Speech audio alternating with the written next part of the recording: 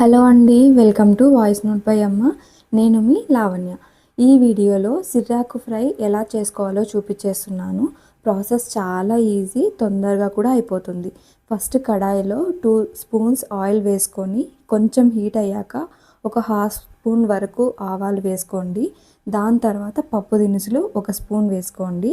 Half spoon వరకు జీలకర్రని వేసుకోండి. ఇవి కొంచెం వేగేదాకా కలుపుకుంటూ ఉండండి. సిర్రాకే కాదండి, ఏ ఆకైనా మీకు దొరికితే తప్పకుండా వారంకి 2 రోజులైనా చేసుకొని తినండి. ఇందులోనే నేను 2 ఆనియన్స్ కట్ చేసుకున్నవి, కొంచెం కరివేపాకు వేసుకున్నాను. ఇందులో నేను ఇప్పుడే సాల్ట్ వేసుకుంటున్నాను.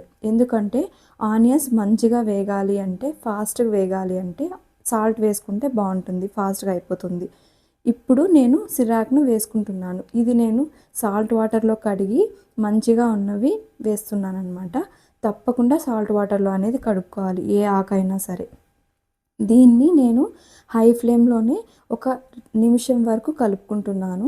ఎందుకంటే ఆనియన్స్, మనం వేసిన పోపు దినుసులు అన్నీ సరిపోయేలాగా, అంతా కలిసేలాగా ఇందులో నేను మూత పెట్టుకొని దీన్ని ఒక 5 నిమిషాల వరకు అలానే ఉంచేసాను. మధ్య మధ్యలో అలా కలుపుతూ ఉన్నాను.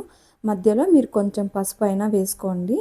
ఇప్పుడు చూసారు కదా, బాగా కుక్ అయిపోయింది, బాగా ఉడికిపోయిందనమాట.